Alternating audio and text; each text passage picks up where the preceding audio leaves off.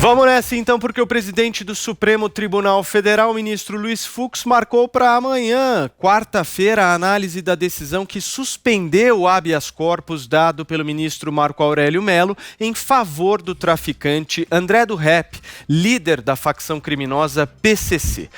Ele é um dos chefes do grupo criminoso que atua dentro e fora dos presídios de São Paulo e estava preso desde setembro de 2019. Ele foi solto no sábado por decisão do ministro do STF, Marco Aurélio Mello. O ministro justificou a medida citando um trecho do pacote anticrime aprovado pelo Congresso no ano passado, que determina a soltura de preso quando não há revisão periódica da necessidade da prisão preventiva. Para o ministro, ficou demonstrado, no caso do traficante, o constrangimento ilegal da prisão. Ainda no sábado, Fux suspendeu a decisão de Marco Aurélio e determinou novamente a prisão, atendendo a um pedido da Procuradoria-Geral da República. No entanto, André do Rep não foi encontrado. O Ministério Público e a Polícia Federal acreditam que ele tenha fugido em jatinho particular para o Paraguai ou para a Bolívia. Rodrigo Constantino, como você voltou de férias, você começa. Vamos lá, Paulo. Esse caso todo é absurdo, né? É esdrúxulo. Olha, vale aqui um debate mais filosófico sobre essa história do garantismo, né? Eu mesmo defendo nos Estados Unidos os originalistas, como o Antonin Scalia e agora aquela que foi sua assessora e foi indicada pelo Trump, a Amy Coney Barrett, né? E isso contrasta muito com uma visão progressista que os democratas vêm adotando, que defende o ativismo judicial, algo como o nosso Barroso, que quer empurrar a história em certa direção, legislar. Essa não é a função de um juiz, né? Ainda mais da Suprema Corte, que está ali para dizer o que é ou não constitucional. Então, eu faço esse preâmbulo introdutório só para dizer o seguinte, do ponto de vista teórico, né, eu entendo a defesa de que a Suprema Corte tem que julgar o que está escrito na lei. Não cabe a eles ali criarem leis, né, interpretarem de forma muito elástica o que está na lei. E isso tem que valer em condições, em casos que também desagradam, senão a gente quer justamente o ativismo seletivo, com o viés que vai do nosso lado. Dito isso, né, nada justifica a decisão do garantista Marco Aurélio de Mello, que vinha até tomando decisões dissidentes ali no Supremo. É interessante, né? Vamos lembrar que ele foi o único voto contrário àquele inquérito absurdo, ilegal, né, das fake news, chamando de inquérito do fim do mundo. E de repente ele vai lá e faz um papelão desses. Olha, não há como justificar essa medida, né? Trata-se de um sujeito que já tinha sido condenado em segunda instância. Os outros dois processos são só ritos processuais e não são julgadores de mérito, né? Ele é um bandido de alta periculosidade, ligado ao PCC, uma quadrilha criminosa das mais terríveis que temos no país. Já tinha sido foragido antes, demorou a justiça algo como 6 anos para capturá-lo, então é óbvio que sua soltura levaria a uma fuga, como aconteceu para surpresa de ninguém, né?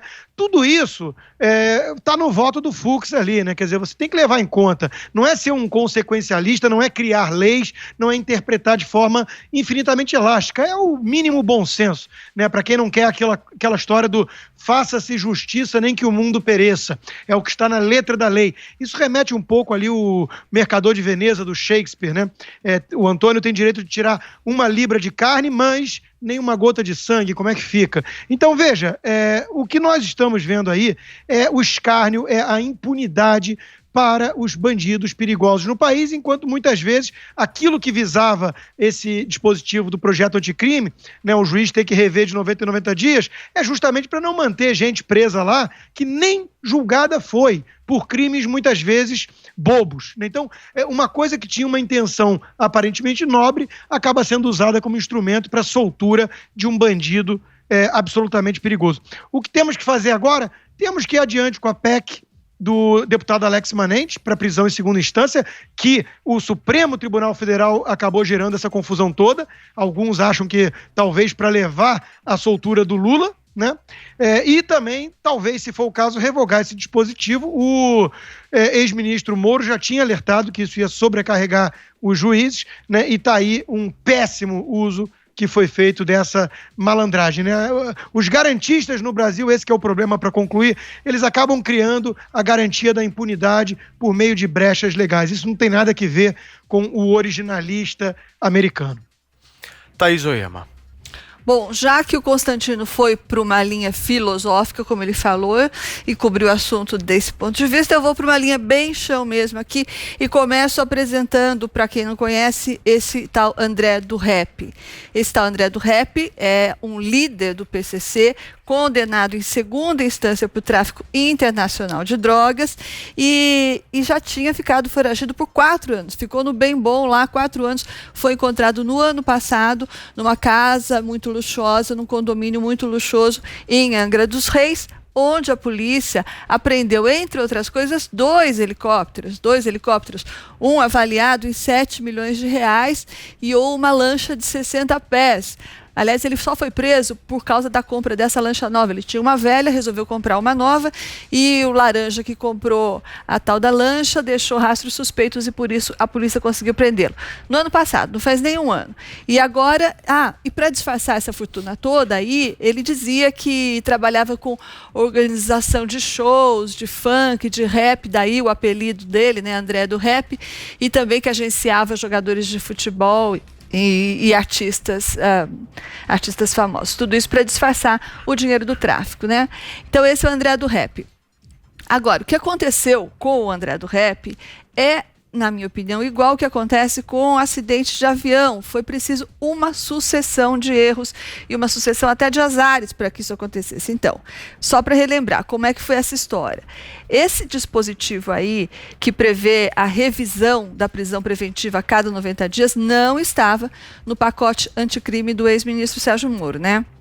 Ele foi colocado pelo Congresso com um pretexto nobre, que é o de não deixar um preso pobre, sem advogado, mofar na cadeia para o resto da vida lá esquecido.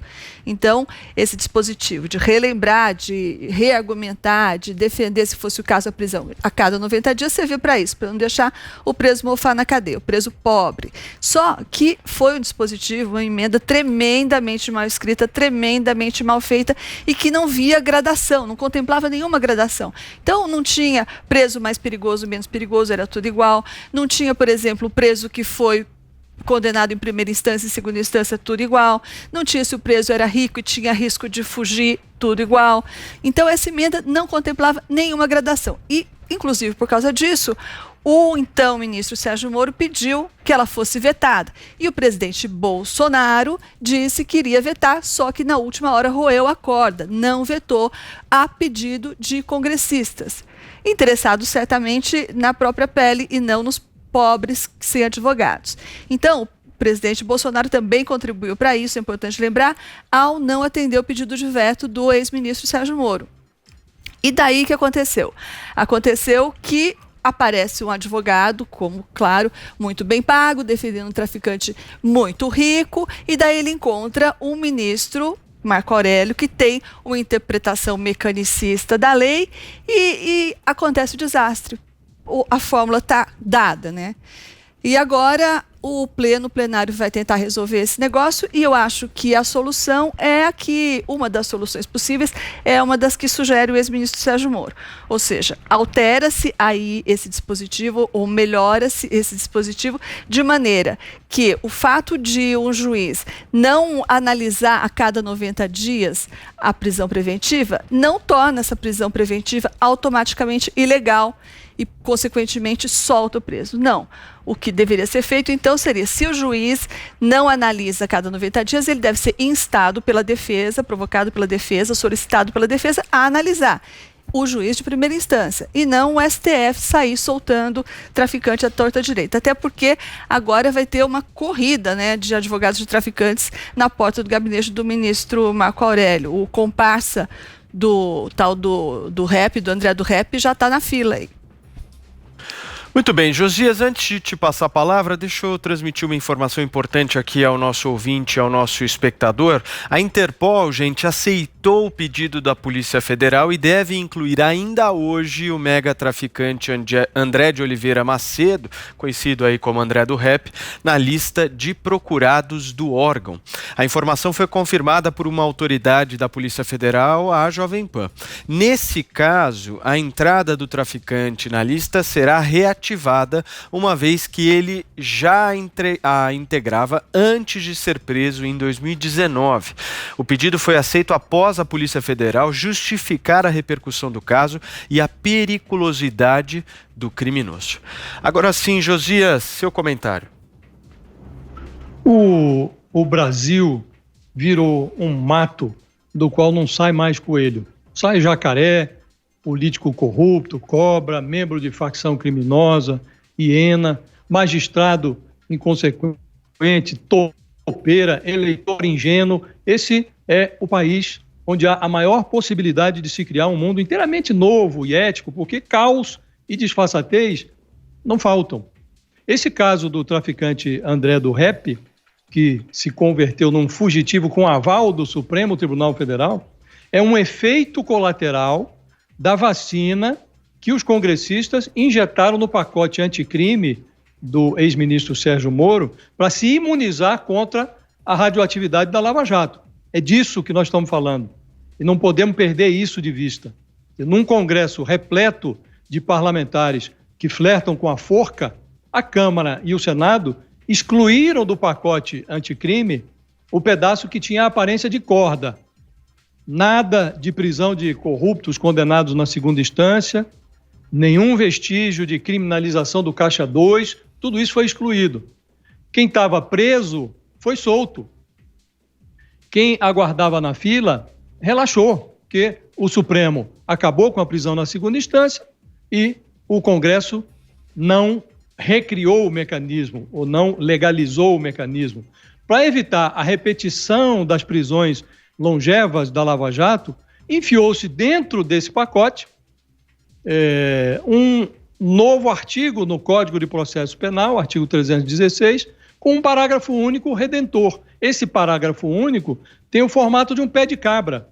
Prevê que a prisão preventiva se torna ilegal se não for reanalisada a cada 90 dias pelo juiz que a decretou. Quem conhece o sistema judiciário brasileiro sabe que isso aqui foi feito para não funcionar. O sistema está abarrotado. Imagina se os juízes todos vão parar para fazer a cada 90 dias uma reanálise dos pedidos de prisão preventiva ou dos mandados de prisão sem que sejam provocados ou sem que a situação se altere. Dizia-se que essa espécie ali de recall trimestral para as prisões se destinava a evitar que presos humildes fossem esquecidos nos fundões do sistema carcerário. Isso é conversa mole. 3 em cada 10 presos no Brasil estão atrás das grades sem nenhum tipo de condenação. São os sem sentença, gente muito preta e muito pobre.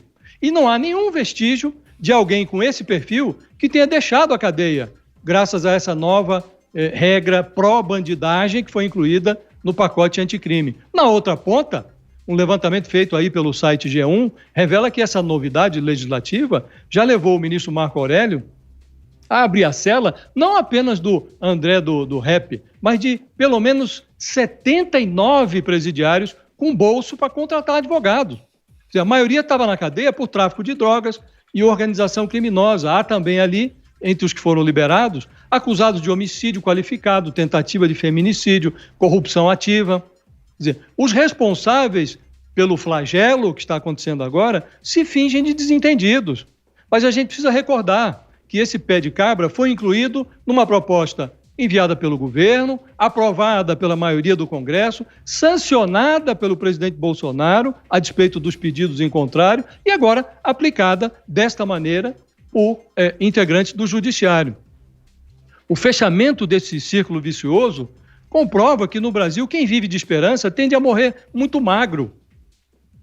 É esse o quadro que nós estamos vivendo. Alegar que isso daqui foi feito para proteger pobres que estão esquecidos na cadeia, isto é uma piada. Muito bem, vocês estão participando do nosso 3 em 1 através do Twitter, então vamos verificar o que vocês estão falando aí, utilizando a hashtag 3 em 1. Vejam só, o Marcos Tadeu Ricardo está dizendo o seguinte: esta lei é uma excrescência e a inércia do Rodrigo Maia em pautar a prisão em segunda instância é uma vergonha. Valeu, Marcos, pela tua participação. Tem mais aqui que a nossa produção separou. A Lívia Paulo está dizendo o seguinte: a culpa na avaliação dela é do Bolsonaro, que não ouviu o conselho do então ministro Sérgio Moro. Sua culpa, sua tão grande culpa. Tá aí a participação da Lívia e dos nossos ouvintes. Só um detalhe especial aqui que a gente não colocou sobre esse tema, que eu faço questão de colocar aqui.